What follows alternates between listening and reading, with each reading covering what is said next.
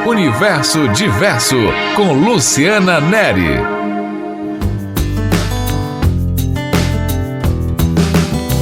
Transtornos mentais. Vamos conversar com a médica psiquiatra Monalisa Matos. Ela fez residência médica pelo Instituto Bairral de Psiquiatria, aprimoramento em transtornos alimentares pela USP, é especializada em terapia comportamental dialética e também fez uma capacitação em bom manejo clínico para transtornos da personalidade borderline pela Universidade de Harvard. Também vamos conversar com a coordenadora do Hospital Crescêncio Silveira, Lígia Matos, que é enfermeira, mestre em saúde coletiva e professora. Vamos começar conversando com a doutora Monalisa. Agradeço o convite para poder estar aqui falando desse tema tão importante, que é a saúde mental. O transtorno mental, ele é um padrão aí de comportamento ou padrão psicológico que tem uma relevância, uma importância clínica e vai ocorrer no indivíduo de forma que causa sofrimento, causa incapacitação, causa prejuízos na vida dessa pessoa. E o que causa o transtorno mental, doutora Monalisa? São transtornos complexos, são multifatoriais. O que é isso? A gente atribui o desenvolvimento a uma série de fatores. Então, não existe uma única causa para um transtorno mental. Precisa de vários aspectos acontecendo de forma concomitante para que ele se desenvolva. Então, tem aspectos ambientais, tem aspectos da personalidade do indivíduo, tem aspectos do momento de vida, do histórico de vida também, de tudo que esse indivíduo já passou, já carregou. Tem aspectos genéticos que colaboram também para que o indivíduo esteja mais propenso a desenvolver um transtorno mental. Então não há uma causa única, sintomas únicos e nem uma única forma de cuidar, não é assim? Existe uma complexidade nessa definição de um transtorno mental. Temos muitos transtornos mentais, todos são diferentes um do outro, que podem ser desde transtornos leves a transtornos graves. E o cuidado dentro desse processo de cada um vai ser diferente. Então, cada transtorno vai ser cuidado de uma forma diferente e a depender do nível de gravidade do transtorno também. As manifestações e as formas de manifestação dos transtornos mentais, elas são bem distintas também, não é, doutora? As manifestações, consequentemente, também vão ser diferentes de um transtorno para o outro. O início do quadro costuma ser mais lento, então um transtorno mental ele vai se instalando, ele não acontece de um dia para o outro. Então é importante que desde o início esse paciente busque tratamento, porque é muito mais fácil a gente tratar no começo. Depois que o transtorno já está grave, é difícil o paciente aceitar esse tratamento. E quando o próprio paciente resiste, quando familiares e amigos percebem essas alterações, o que deve ser feito? Sempre incentive essa pessoa a buscar o profissional. Existe muito preconceito com os transtornos mentais, existe muito preconceito para buscar o psiquiatra, com o discurso de que o psiquiatra é médico de louco. O psiquiatra é o médico que trata transtornos mentais, transtornos que vão afetar e vão trazer prejuízos para a vida desse paciente. É importante que desde o início a gente trate para poder prevenir as consequências que esses transtornos trazem. Então a gente tem que combater esse estigma, combater esse preconceito. O psiquiatra vai tratar transtornos leves e é tratando os transtornos leves que a gente evita ter transtornos graves. A gente desenvolve uma gravidade quando esses transtornos não são tratados desde o início do desenvolvimento. Sintomas. O que é que agrava os sintomas dos transtornos mentais? Existem várias causas, mas a primeira que eu quero destacar é não ter acesso aos serviços de saúde. Então, aquele paciente que não tem acesso ou a um CAPS, ou a um ambulatório de saúde mental, ou a uma unidade básica de saúde para ter os cuidados que ele precisa para o transtorno dele, esse vai ser um grande fator que pode agravar os sintomas. Não fazer o tratamento. Pensando aí em outras questões, naquele paciente que está fora do ambiente SUS, não ter um psiquiatra acompanhando, não ter uma equipe que esteja fazendo essa assistência também pode ser um grande fator para poder agravar os sintomas. Mas às vezes a pessoa está até se tratando, indo ao médico direitinho e de repente tem um surto, por exemplo. Outra questão importante é o diagnóstico equivocado. A gente precisa diagnosticar para poder tratar adequadamente. Se eu faço um diagnóstico equivocado e eu não trato de forma adequada, esse transtorno pode piorar. E também tem medicações que a gente usa para uns transtornos que podem piorar outros transtornos. Então a gente precisa desse diagnóstico correto para poder fazer um tratamento adequado e evitar que esse paciente piore e tenha agravamento dos sintomas. E tem ainda aqueles casos em que o paciente melhora um pouco e depois para o tratamento porque melhorou antes do tempo, né, doutora? É muito comum que o paciente comece a tomar o remédio e pare por conta própria, pare sem falar com o psiquiatra ou com o médico que acompanha. E esse é um fator que vai ter grande influência no resultado. Por quê? O tratamento ele precisa aquela fase primeira que a gente trata, né, que é a fase aguda, depois precisa de um tratamento de manutenção. E esse tempo do tratamento de manutenção, ele é variável, então a gente precisa fazer de forma adequada.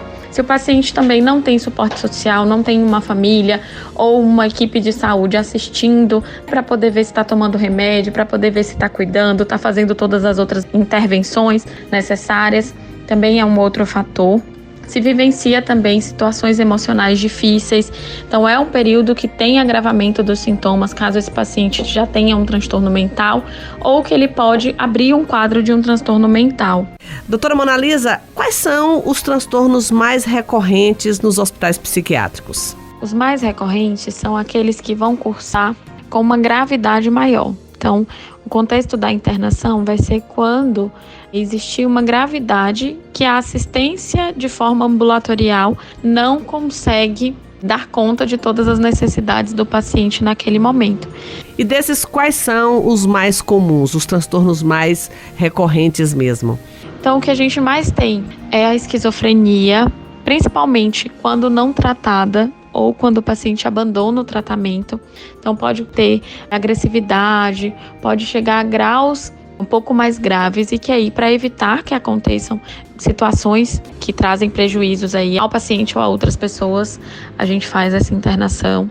Transtorno bipolar, tanto no episódio de mania, que o paciente fica eufórico, às vezes pode se endividar, pode ter algumas atitudes que normalmente no contexto dele ele não tem, pode precisar da internação. E também na fase de depressão, o paciente quando está muito deprimido, que tem risco de suicídio também, não só a depressão bipolar, mas a depressão unipolar também pode ter risco de suicídio. O paciente pode parar de se alimentar, pode estar muito emagrecido, então a gente precisa internar. Em geral, são os mais comuns. E os transtornos de personalidade? Alguns transtornos da personalidade também a gente pode precisar da internação, principalmente quando estão associados a um risco de suicídio que precise ser manejado nesse contexto de internação. Doutora Monalisa, quem decide pela internação do paciente e em quais circunstâncias? A decisão da internação não é uma decisão simples. Ela é feita, na verdade, por um conjunto de pessoas. É a equipe que assiste o paciente, que já estava acompanhando o paciente e visualiza essa necessidade. Se esse paciente já fazia algum acompanhamento, ou se não, quando ele chega no contexto de emergência, ele é avaliado pela equipe da emergência, então o médico, o enfermeiro, o técnico de enfermagem, assistente social. Isso é conversado, né, discutido, colocado todos os pontos, tanto para o paciente quanto para a família, principalmente os riscos relacionados ao caso, os riscos de não internar. E isso é feito em comum acordo. Isso é decidido junto com a família e o paciente, obviamente, principalmente. E o paciente tem necessariamente que ser internado em um hospital psiquiátrico? Existem contextos em que a gente pode optar por internação domiciliar, que aí a gente vai construir com a família um cuidado que seja feito em casa, se houver essa possibilidade, se a gravidade do caso permitir que a gente faça isso. Uma coisa que muita gente, especialmente quem tem os transtornos, muitas vezes teme, não é, doutora? E só um ponto que eu queria destacar: as pessoas têm uma ideia equivocada sobre a internação psiquiátrica, como se fosse algo que não pudesse existir. Só que a gente tem que pensar que, assim como qualquer doença, os transtornos mentais, eles podem ter graus e podem ter uma gravidade que a gente não vai conseguir assistir da forma adequada e vai colocar esse paciente em risco se a gente não internar. Do mesmo jeito que um paciente que tem hipertensão, né, que é a pressão alta, infarta e precisa ser hospitalizado, o paciente com transtorno mental que está com algum risco, seja risco para ele, risco para outras pessoas, ele precisa do suporte hospitalar para poder ser cuidado. E quanto tempo dura essa internação, doutora Monalisa? Muita gente tem medo de ficar lá para sempre, né? Tem medo de internar porque tem medo desse prazo de internação. Essa hospitalização vai ser uma hospitalização por curto período de tempo, apenas o tempo necessário para que os sintomas mais graves do transtorno eles sejam compensados e que o paciente tenha condição de retornar para o tratamento ambulatorial. Então não é para o paciente morar no hospital. Quem tem essa ideia da internação psiquiátrica, eu aproveito esse espaço aqui para a gente desmistificar isso. O paciente vai internar, vai compensar o quadro, compensar os sintomas e voltar para casa ou voltar para algum outro contexto que ele estava para poder dar continuidade a esse tratamento. Lígia, e se o paciente não aceitar o internamento, o que a família pode fazer? Se o paciente não aceitar o internamento e for realmente necessário, se ele estiver psicótico, se ele estiver sem juízo crítico, neste caso, a família pode autorizar o internamento.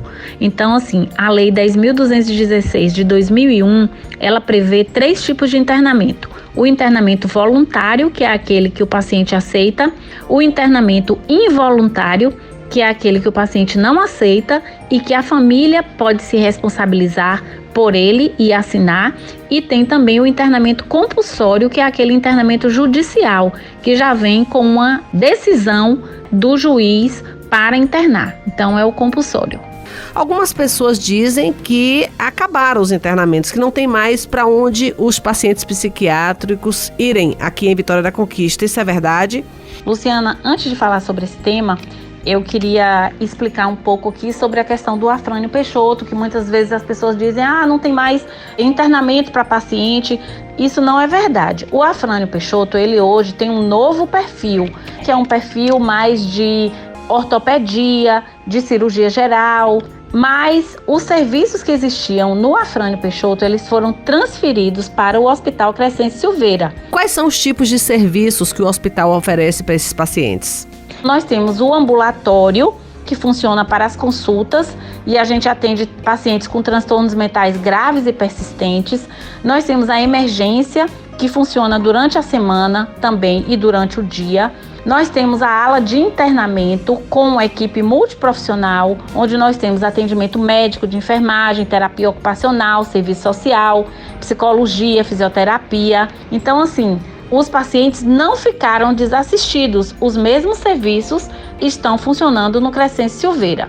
Então, não existe mais aquele paciente que ficava lá por muito tempo, anos até? A gente não tem mais paciente morador. Os pacientes foram para uma residência terapêutica aqui em Vitória da Conquista. E hoje nós não somos mais leitos hospital psiquiátrico. Nós somos leitos psiquiátricos em hospital geral.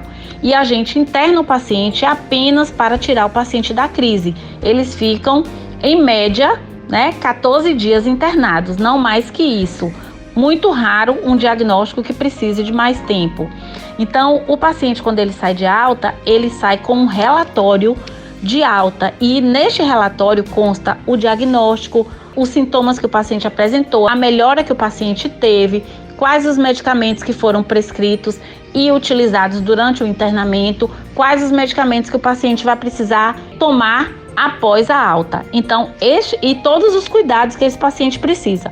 Esse relatório precisa ser entregue pela família ou pelo paciente no serviço onde ele vai dar continuidade ao tratamento, ou no CAPS, ou na unidade básica, ou no ambulatório, ou mesmo no médico particular. Então, todos precisam saber que o paciente se estabilizou com aqueles medicamentos, porque não adianta nada ele sair do internamento, não entregar o relatório, voltar a tomar medicações que estavam tomando, ou não tomar mais medicamento e daqui a pouco ele precisar internar de novo, entrar em crise e precisar de um novo internamento.